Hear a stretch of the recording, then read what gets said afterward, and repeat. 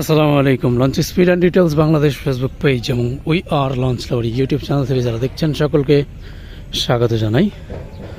রয়েছি কেরানীগঞ্জের দোলেশ্বর ডকইয়ার্ডে, যেখানে নির্মাণাধীন এমভি কুয়াকাটা 5 ডলার ট্রেডিং কর্পোরেশনের এমভি কুয়াকাটা 5 নৌযানটি।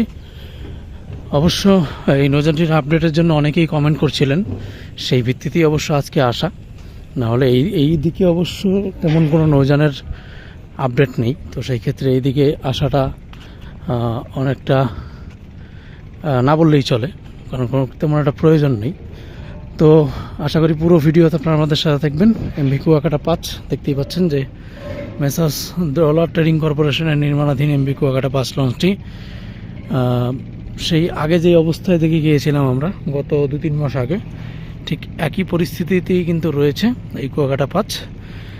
এক অনিশ্চয়তা বলতে পারেন। নতুন বছরে 2026 সাল গতকাল শুরু হয়েছে অবশ্য, সেই 26 সালেও কিন্তু কুয়াকাটা 5-এর তেমন কোনো যে আপডেট বা নতুন কোনো আশা তা কিন্তু দেখতে পাচ্ছি না, কারণ কাজ বন্ধ। গত 2-3 মাস আগে অবশ্য রং প্রলেপের কাজ শুরু হয়েছিল। বডির যে মরিচা ধরে যাচ্ছিল সেজন্যই কিন্তু সাদা রং প্রলেপ করা হয়েছিল। সেই সাদা রং প্রলেপের পরে কিন্তু শুধু বাইরেই রং প্রলেপ করা হয়েছিল, ভেতরে কিছু অংশ অবশ্য যে মেরুন কালারের রং করা হয় সেটা দেওয়া হয়েছিল 3য় তলায় এবং 4র্থ তলায় মাস্টার ব্রিজের এখানে।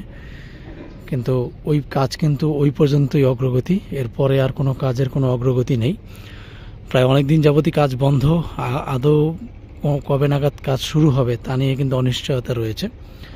তবে ঢাকা বরিশাল যেহেতু নৌযানটিকে অবশ্য দৃশ্যমান করা হয়েছে বডির ক্ষেত্রে, তো আমার মতে অবশ্য নৌযানটিকে দ্রুত কাজ শেষ করে সার্ভিসে আনাটাই উত্তম।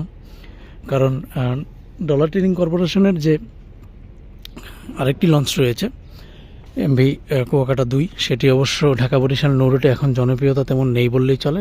বর্তমানে ঢাকা বরিশাল নৌরুটে জনপ্রিয়তার তুঙ্গে থাকা এমভি এম খান 7 নতুন লঞ্চ, তার সাথে অবশ্য পারাবতের কিছুটা জনপ্রিয়তা রয়েছে, মানামের জনপ্রিয়তা রয়েছে। তো বরিশালে কিন্তু নতুন লঞ্চের জনপ্রিয়তা কিন্তু এখনও রয়েছে। তো সেই ক্ষেত্রে ডলার ট্রেডিং কর্পোরেশনের মালিক সাহেব যদি মনে করেন যে না, এই লঞ্চটিকে যেহেতু আমি দৃশ্যমান করেছি, তো সেই ক্ষেত্রে এই লঞ্চটিকে সার্ভিসে আনাটা দরকার। তো আসলে যদি কুয়াকাটা 2-এর পরিবর্তেও যদি ঢাকা বরিশাল নৌরুটে যুক্ত করা হয়, তো তাহলে আমার মনে হয় যে নতুন লঞ্চের যে কদর ঢাকা বরিশাল নৌরুটে এখনও আছে, তার ধারাবাহিকতা অবশ্য কুয়াকাটা 5 লঞ্চের দ্বারা অব্যাহত থাকবে আমি মনে করি। এম খান 7 যেভাবে সার্ভিস দিচ্ছে, তার যে মানটা ধরে রেখেছে, তো সেই ক্ষেত্রে ঢাকা বরিশাল নৌরুটে কিন্তু বর্তমানে